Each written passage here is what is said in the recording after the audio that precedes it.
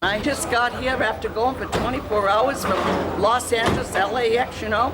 Got in here to this Denespar, or what the hell's the name of the place? Denespar, where we landed, you know. Nobody, all got grouchy, long faces, and nobody says welcome or anything. No signs, welcome to Bali, nothing.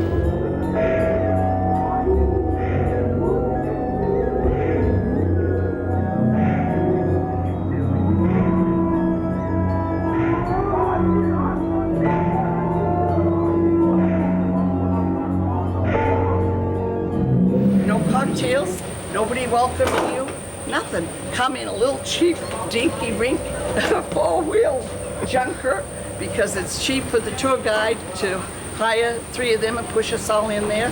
And I had to keep telling the driver to cool it, never mind trying to pass that truck with all that traffic coming at us. After all, I just came safely all the way from California, and I'm not nuts. Now shut up.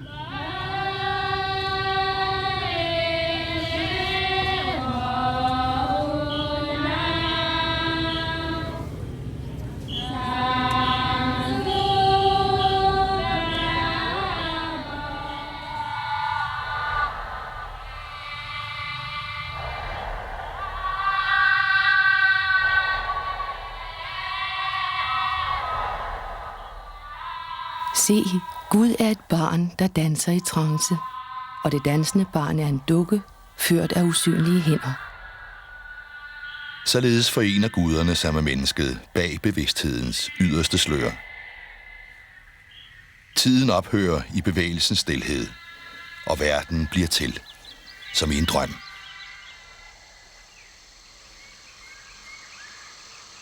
Paradis er en tropeø, langt væk fra alting. Der, hvor havet evigt kærtegner de forelskede med sine våde strandlæbekys.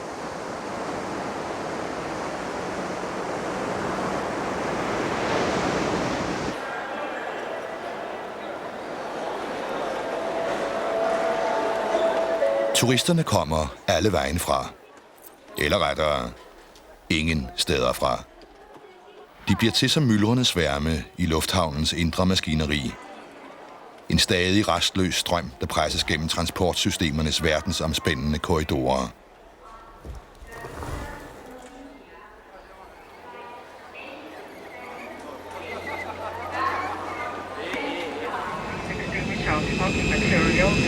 Return all feedback and turntables to them on the dry in lock position. Once again, return all feedback and take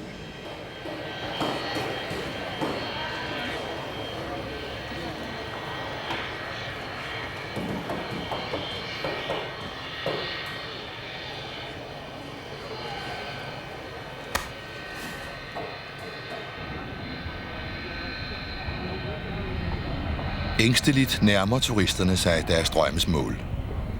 Alt har de lagt bag sig, for nu at fremstå som en skæbneløs masse af standardiserede enheder uden særlige hensigter.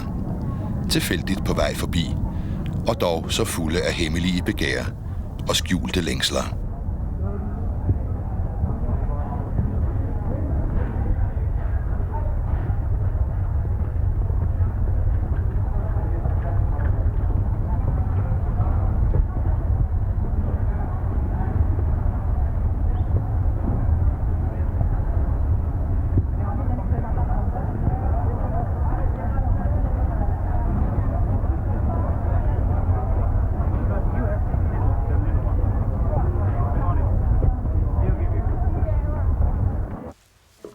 Bagian nak senyakan yang nenek boy yang mai gitu. Rồi như cái đẻ vé nhưng nó sẽ cái nếp bagian nyakan.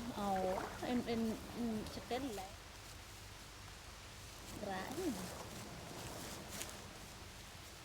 De indfødte husker ikke, hvornår de kom hertil, eller hvor de kom fra. I den fælles erindring har de altid vandret på disse grønne stier.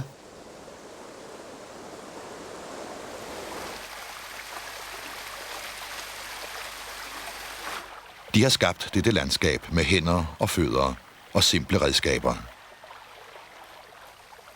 De har formet den næringsrige lavajord til en have af bassiner. De terrasserede marker er forbundet af uendeligt raffinerede vandingssystemer, som reguleres af alle i koordineret fællesskab, udelukkende styret af præsternes rituelle intuition.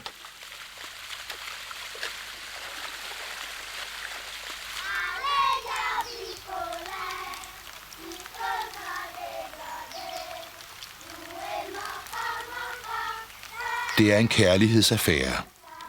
De plejer jorden som en elsket, som en levende krop. De opfostrer risen i børnehaver og velsigner den, før den plantes ud. De taler til jorden med arbejdesved, med kærtegn og offergaver, og naturen svarer igen med frugtbar overflod og frøernes sang i natten.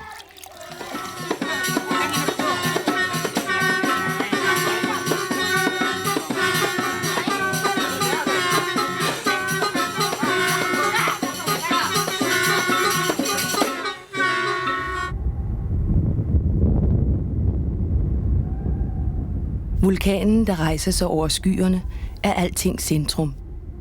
Det er helligdommenes helligdom. Uanset hvor man befinder sig på denne tropeø, er det slumrende ildbjerg den absolute nordpol, som alle rituelle aktiviteter orienterer sig imod.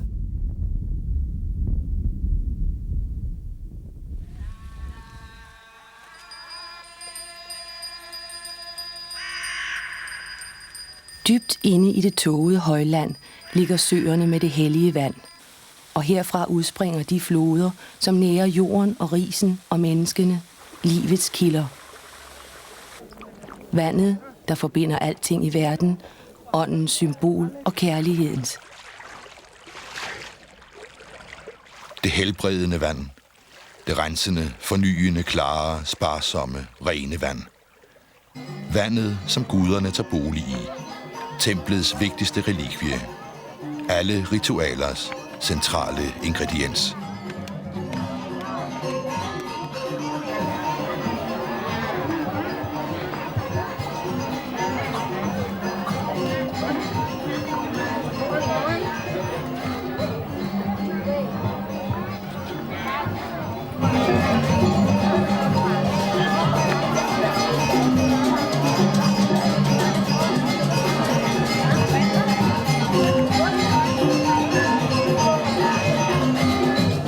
De rituelle handlinger er den bærende konstruktion i samfundets og hver enkelt menneskes liv. Ritualet er et symbolsprog, der forbinder den, der taler det, med livets skjulte kræfter. Den rituelle kultur følger naturens cyklus og gør mennesket til en del af rytmen i de kosmiske bevægelser. På den måde er alt i verden mønstre gentaget i mønstre, fra det mindste atom til den største galaksehob.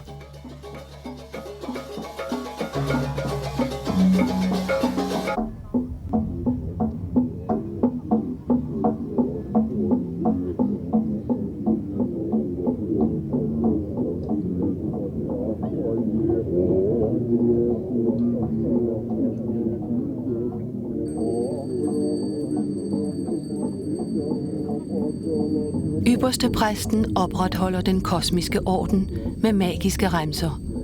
Han fordeler energierne med præcist afmålte bevægelser, markerer forbindelseslinjer og binder de knudepunkter, som livet krystalliserer sig omkring.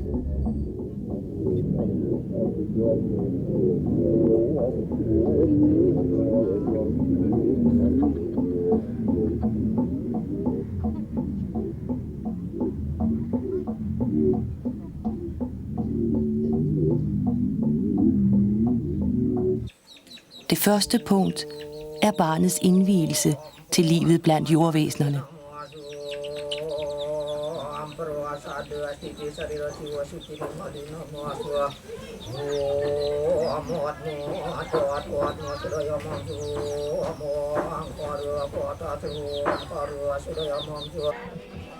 Det andet punkt er markeringen af de unges forvandling fra børn til voksne, hvor hjørnetænderne files ned for at fjerne de sidste dæmoniske rester, der er blevet tilbage efter fødselens mørke og blodige passage.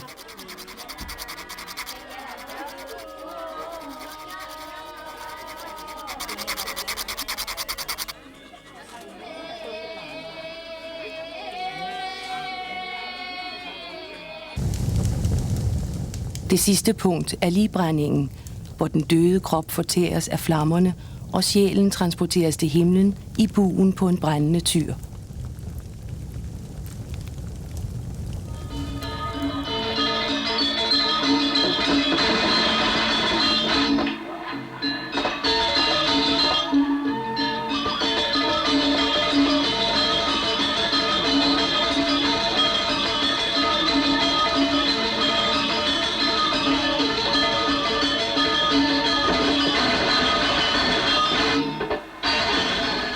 Kulturen er en ballet, et skyggespil, indstiftet i himlen, koreograferet af guder i trance.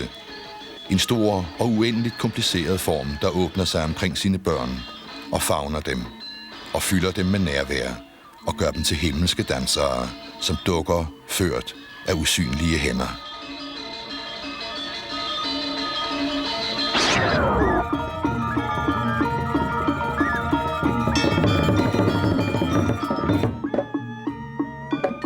Således opløses individet i den store form, og ingen er udenfor i en verden, der er indlysende fuldkommen, som den er.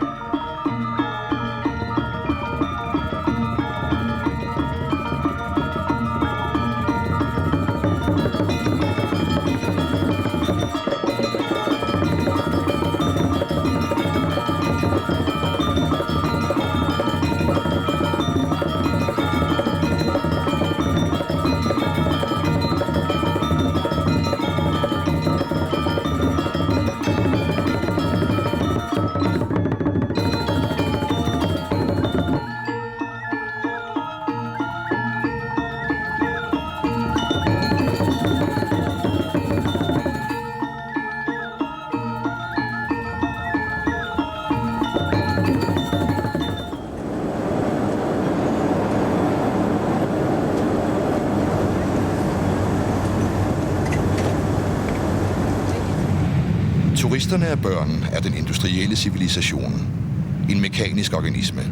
En frihedsmaskine. En vedvarende eksplosion, der splintrer verden i stadigt mindre enheder og efterlader mennesket vægtløst svævende i det tomme rum. I et univers uden centrum.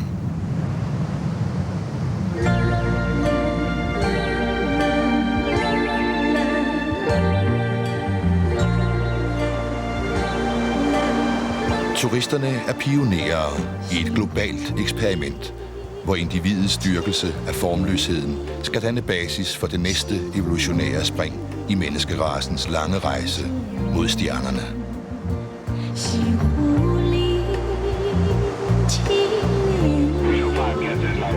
Turistmennesket har intet at skjule. Uden skam blotlægger det sin længsel og sit begær. Derfor ejer det verden. Troubleshooter 611 approach radio check. 11 is loud and clear. Did you say troubleshooter 614 approach radio check? Som en anonym astronaut udstyret med apparaturer, der sikrer den optimale sanselige stimuli, nydelse og livsfylde, begiver det sig på ekspedition ind i feriens drømmeland. Et forsvindingsnummer. Et øjebliks besvimelse ud af den hektiske normaltid.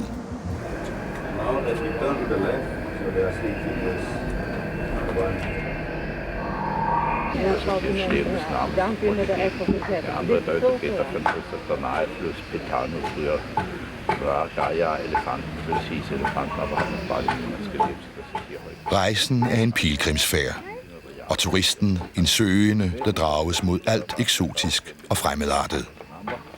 En pilgrim opfyldt af håbet om, at dette sted og denne rejse vil forny livet og få det til at flyde over.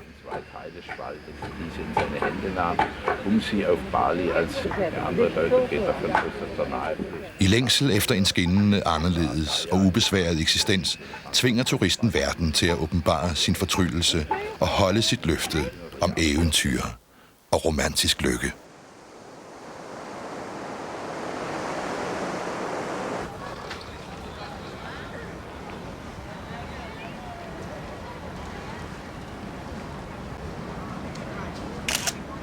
Ferierejsen er livets mening, og fotografiapparatet det magiske instrument, der giver underet krop og realitet. Ligesom bederullen gør for tibetaneren, således forbinder kameraet turisten med evigheden.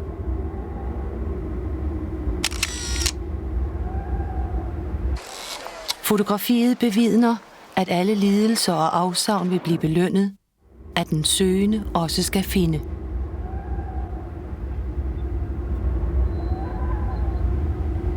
Ingen ved bedre end turistmennesket, at verden er en illusion. Derfor kræver det at få noget ud af livet. Noget med hjem. Noget håndgribeligt og fysisk. Last price how much? In Acacia, no good, only 5 million. Handlen er et erotisk anliggende. Berøringen af genstandene er som en stadig flørt, vekslende mellem tilnærmelse og afvisning. You said 14.5. No, 5,000. This is 8,000 for 2 plus 5, that be 13,000 plus 2, 5, that be 15,500. Turisten hengiver sig vellystigt til valgfriheden. En køber, suveræn på sit marked, fyldt af udmodståelig trang til at konsumere. Nydelsen består alene i at give slip og indgå i handlen. You want more tower? Denne udveksling af energi, omformning af penge til objekter, gør for en stund turistmennesket til et med det fremmede. En fysisk nærværende deltager. Yeah, 2,000 more less price for all. Yeah, 7,000 all, yeah. Souvenirsælgeren faldbyder erindringsgenstanden til den, som intet har at huske. Relikvier, hvis bestemmelse er glemslen.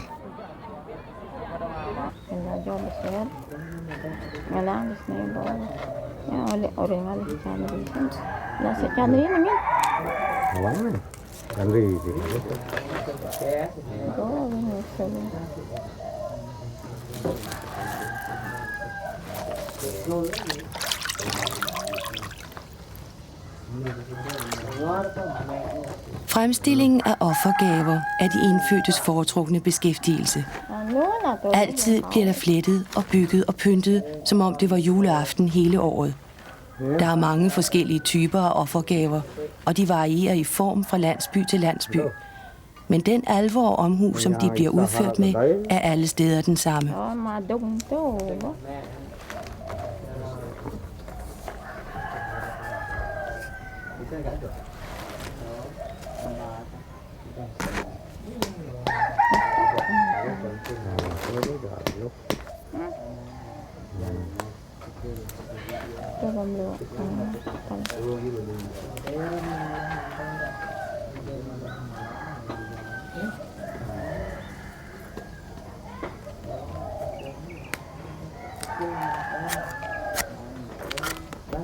Offergaven er en symbolsk anretning, en art metafysisk gastronomi, hvor i kun de allerbedste ingredienser bliver anvendt. Jordens essenser, frugter og blomster, korn og æg, det bitre og det søde, røgelse og vand.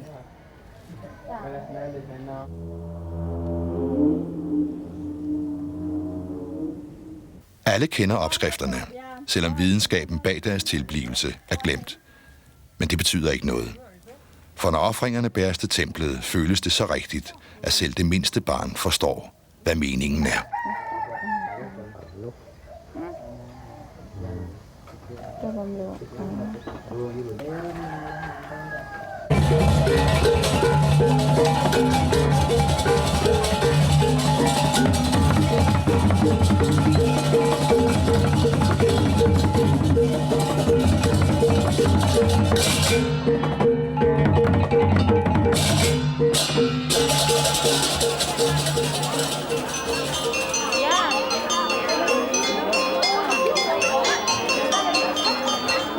Som håbløst forelskede overdænger de indfødte til stadighed deres guder med gaver.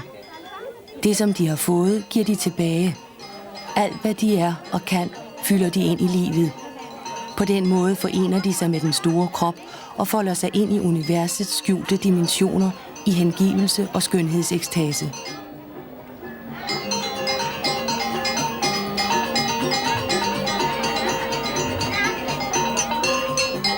Tempelfesten er en banket for de himmelske gæster. Først spiser guderne den æteriske nektar, derefter bæres offergaverne hjem, så menneskene i fred kan fortære de velsignede levninger. Når mennesker og guder deler, hvad de har, går intet til spilde. Tværtimod bliver der mere af alting.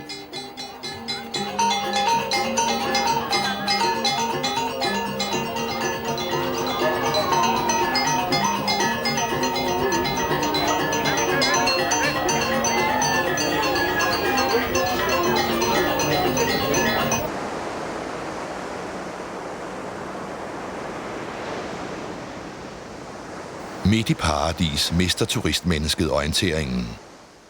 Det ved ikke længere, hvor det er, eller hvordan det kom hertil.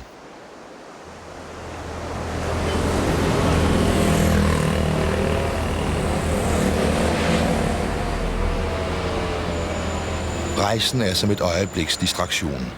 En indskydelse af den art, som får en til at skifte program på fjernbetjeningen. Med et er alt anderledes, uden at noget er forandret. Turistmennesket har tabt sit selv og leder nu efter noget, som det ikke ved, hvad er.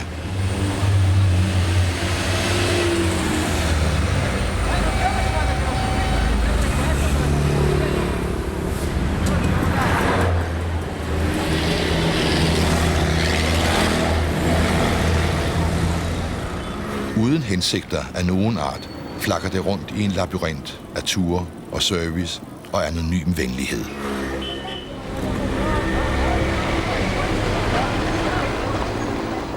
Turisten er et transitmenneske, reduceret til ren købekraft. En forbruger, der efterlader verden som et endeløst shoppingcenter i slipstrømmen fra sine umættelige behov. Dette menneskes tragiske skæbne er, at det uden at ville det nødvendigvis må destruere sine længslers mål. Det uberørte og uspolerede, alt hvad der er autentisk og originalt.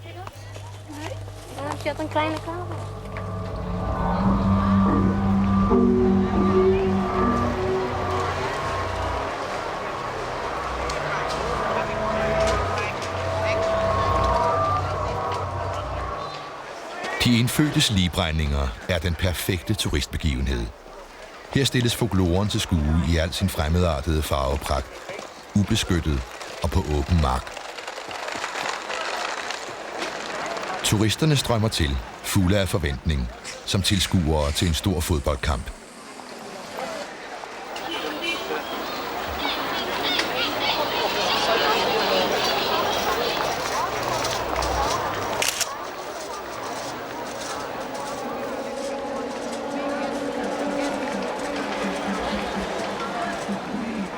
I god tid indtager de deres stillinger, tålmodige og dokumentationslystne, opstemte ved vidsheden om at skulle være vidne til en virkelig og enestående etnografisk begivenhed, som på film eller tv.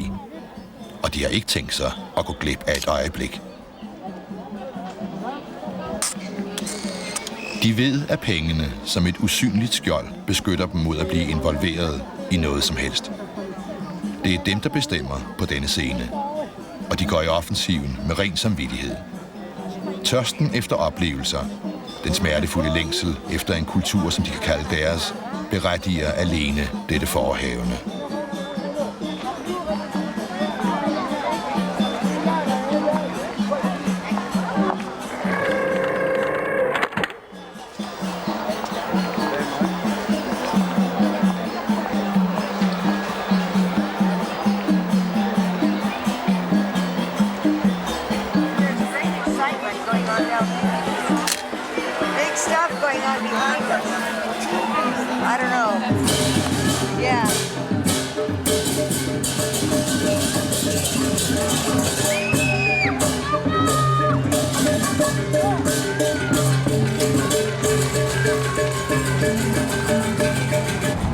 Pludselig sker der noget.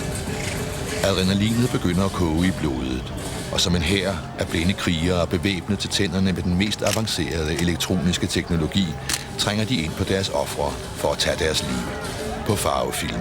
eller video.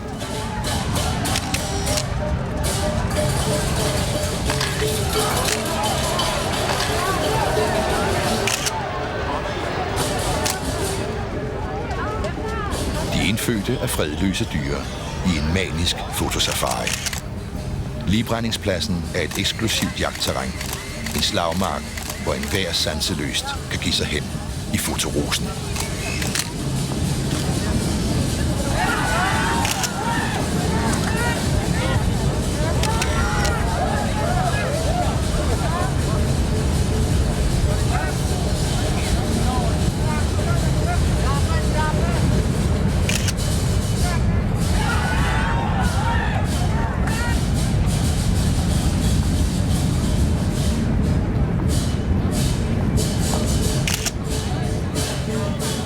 Med kameraet som våben erobrer turisterne verden og lægger den øde.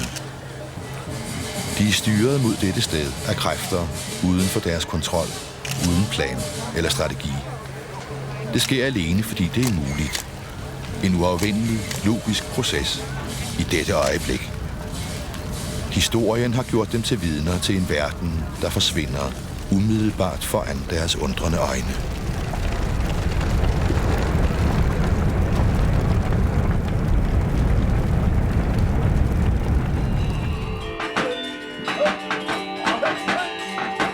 I forvandlingens flammehav er alt kaos. Guder og dæmoner kæmper om verdensherredømmet. Et opgør på liv og død.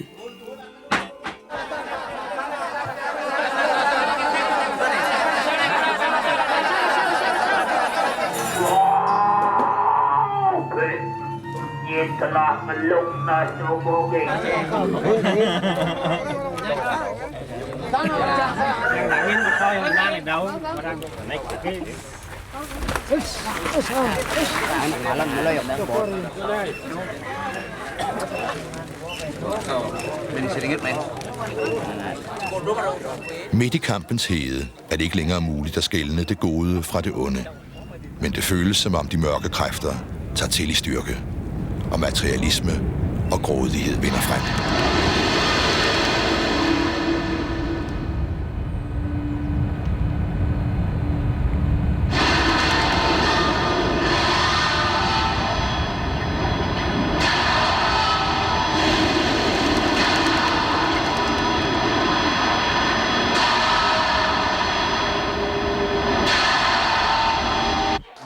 De indfødte har længe vidst, at der ville komme en kritisk periode af netop denne art, hvor livet under uoverskuelige omvæltninger skifter tilstand.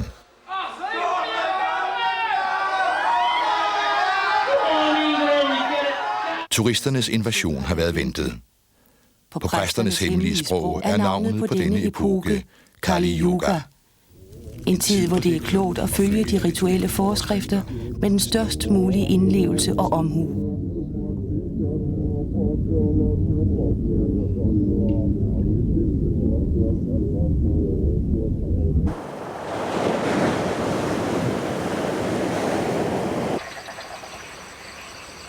Efter en lang dag under den brændende tropesol kommer aftenen som en befrielse for alle. Tusmørket lukker sig svalt om planeten og sætter ånden fri.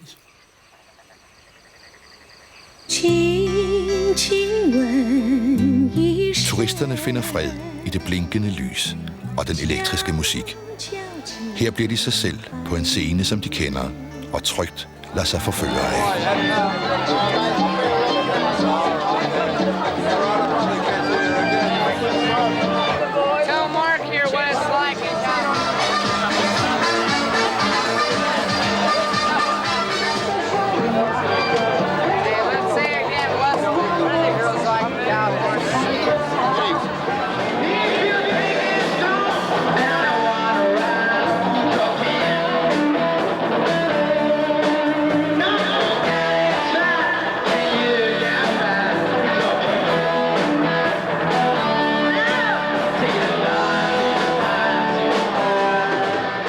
Om natten synes alt at være muligt. Indtrykkene flyder sammen, dagens billeder, stemninger og kroppens velvære. I barens uforpligtende tomrum får turisterne appetit på de indfødte. De agerer sammen i en film, der kunne være optaget hvor som helst i verden.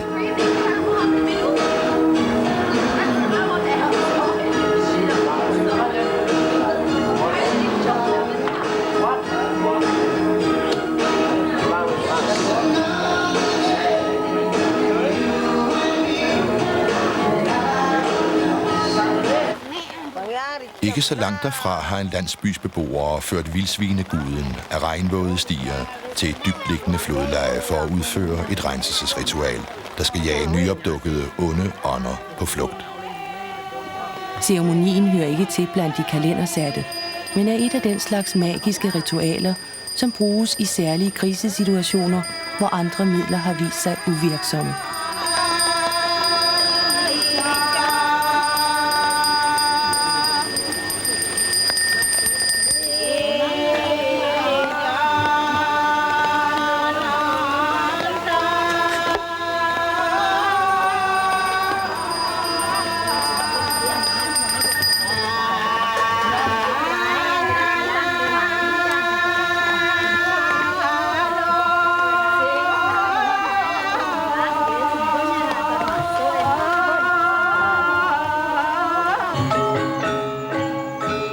Turisterne hører sjældent om magiske hændelser af denne art.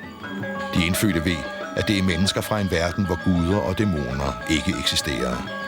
De forstår uskylden og forsøger at tilfredsstille deres behov på andre måder. De serverer kaffe og danser til.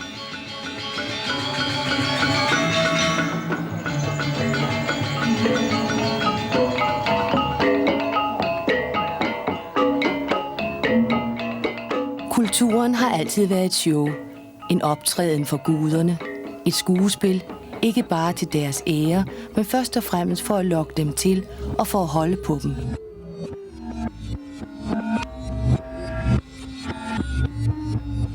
Det er for guderne, at de unge piger sminker sig og sætter deres hår.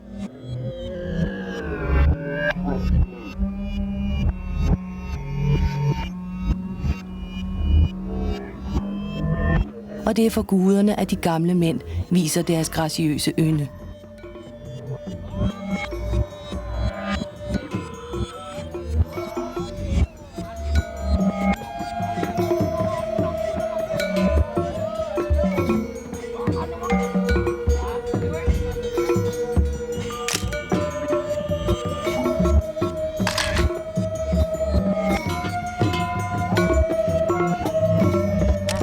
Musikerne kalder på guderne med deres instrumenter, og danseren prøver at fange deres opmærksomhed med sine bevægelser.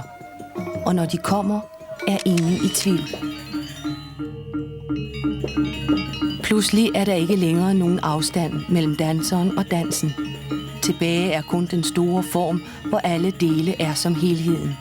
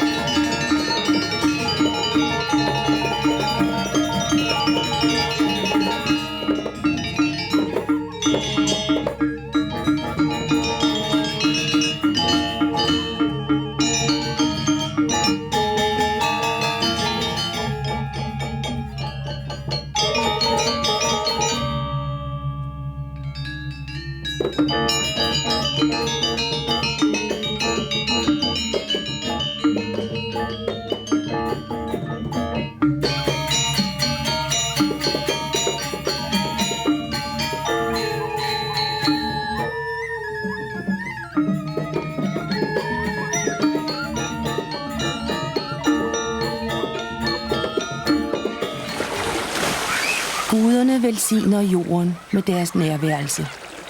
De er børnene, der leger i floden. De er det brusende vand. De er gåsehuden og de frydefulde skrig.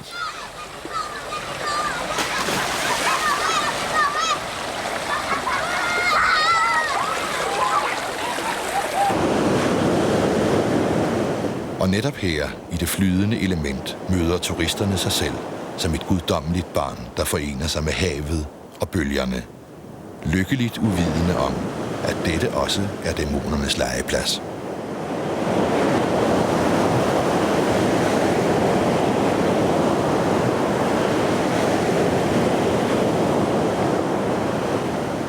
Der er kun ét legeme, et kød og en krop. De indfødte kæler for den, plejer den nænsomt og drager næring af den. Livets opretholdelse og koens velbefindende er to sider af samme sag.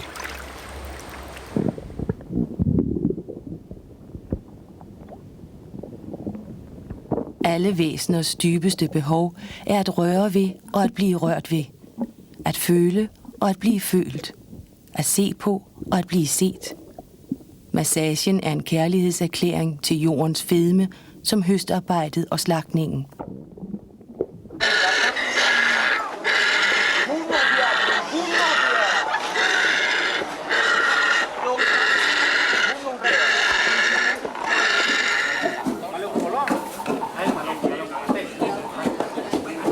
For de indfødte er forberedelserne lige så vigtige som selve festen. De holder af at være flittige i fællesskab og at fremstille mad i store mængder.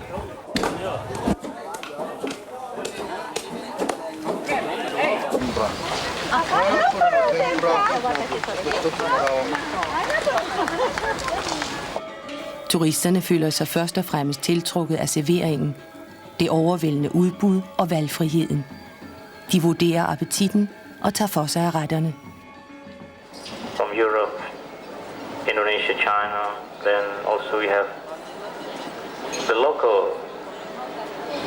dishes tonight. We call the barbecue, the roast suckling pig.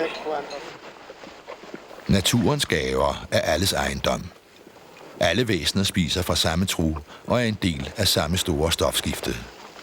Alle nyder vi godt af planetens beskyttende mildhed.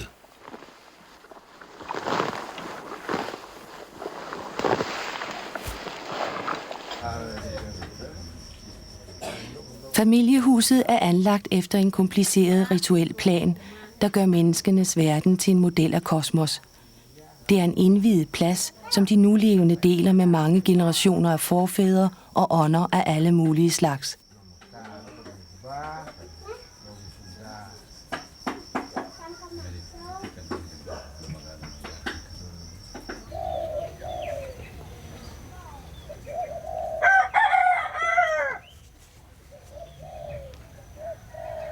Flere gange hver dag, som en stadig ebbe og flod, lægges der offergaver i hustemplet og alle andre steder, hvor betydningen kræver at blive markeret og berørt, for at bevare den bedst mulige forbindelse til den usynlige verdens gode og onde kræfter.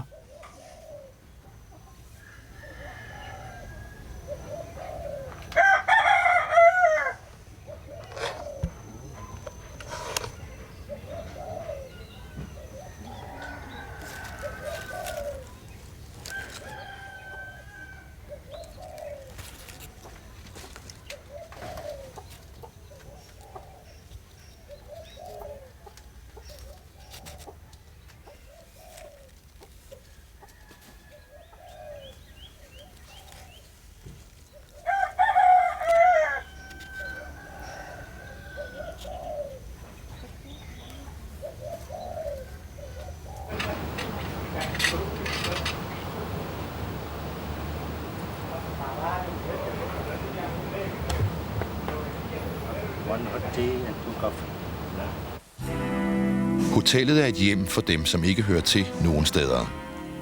Det er en rituel og ordnet verden af vægtløshed og komfort. Gæsterne er som flygtige åndevæsener uden ansigt eller fortid. De er her uden at være til stede. De efterlader ingen spor i nydelsens teater.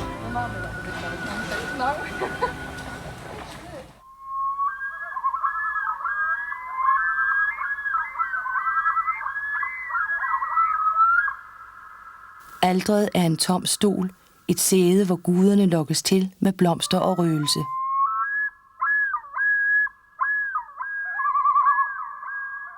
På samme måde er den tomme swimmingpool lokkemad i forretningen Paradis.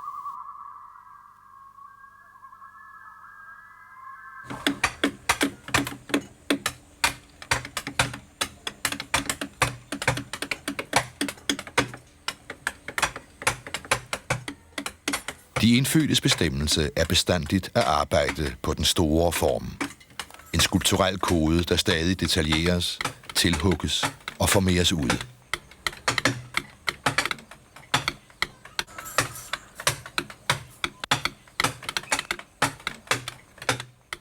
En sang, der kaldes frem af den tavse materie, tydeliggøres og artikuleres, oversættes, transformeres og fragmenteres, samles igen og fyldes ud indefra.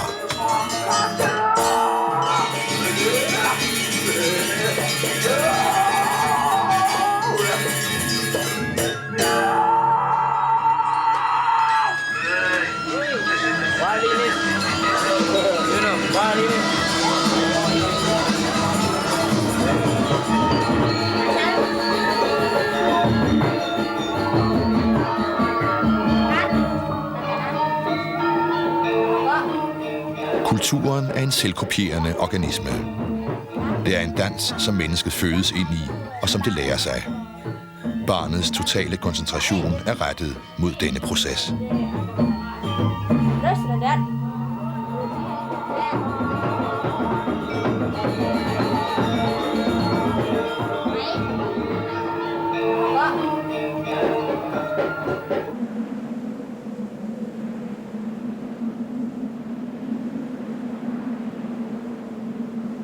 Gennem kulturens fletværk og hele indfarvning transmitterer forfædrene deres hemmelige viden direkte til nutiden. Præcisionen i udtrykket, den fuldkomne selvfølgelighed, er alene et resultat af hengivelsen og tilliden til den anden verden. Kulturen virker. Den er funktionel som blomsternes farvepragt og frøernes sang. Så længe guderne finder den interessant og stimulerende, vil den leve og ånde.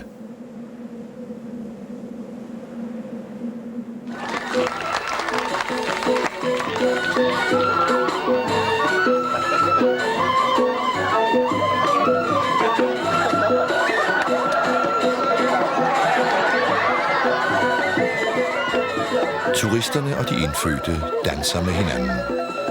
De har intet valg, for de er alene tilbage i verden. To fuldkommen fremmede fra hver deres fjerne egen af universet mødes et sted i den rytmiske struktur. De forsøger forsigtigt at koordinere deres bevægelser. De smiler og ser hinanden i øjnene for første gang.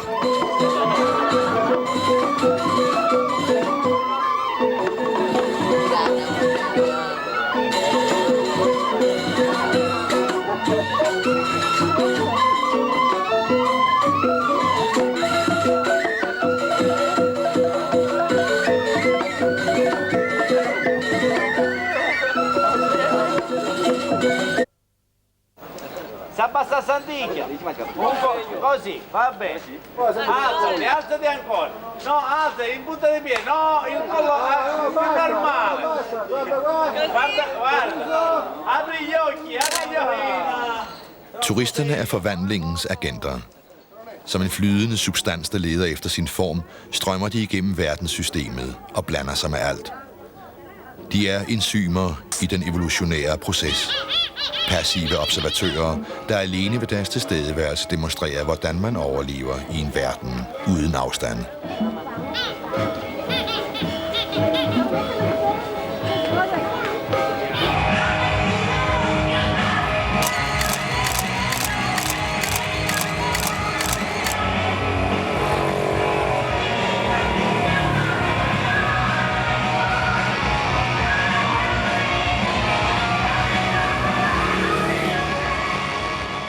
Turisterne er budbringere fra den industrielle civilisation, repræsentanter for dens utallige ekspanderende virksomheder. Med baggrund i vidt forskellige kulturer er de blevet bragt sammen af medier og maskiner. De er blevet et folk, en nation under teknologiens banner. Og det er deres budskab. Foreningen af jorden til en sammenhængende organisme.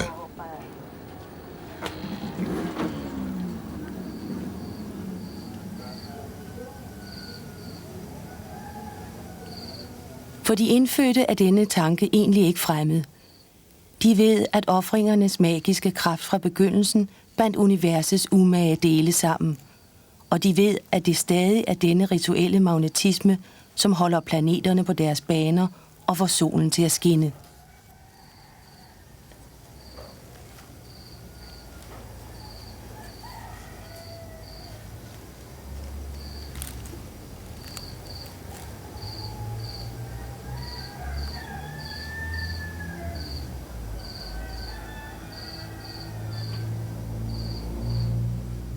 En ny japansk bil er et naturfænomen, som alle andre naturfænomener.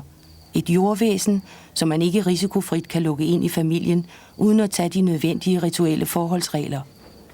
Således erobrer de indfødte verden med blomster og besværgelser og gør den til deres.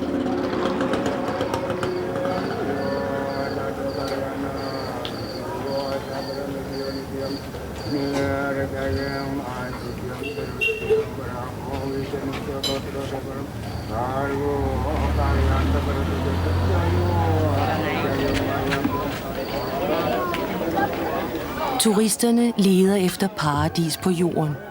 Et fundament for håbet. En mening med livet.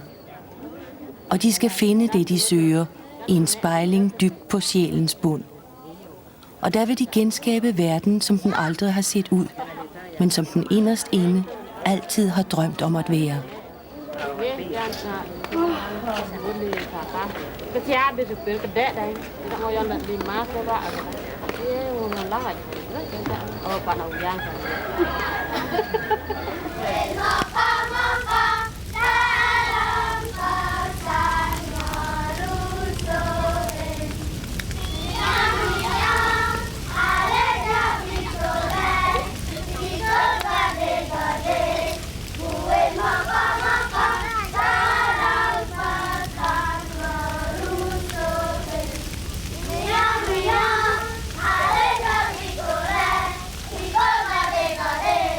Bueno.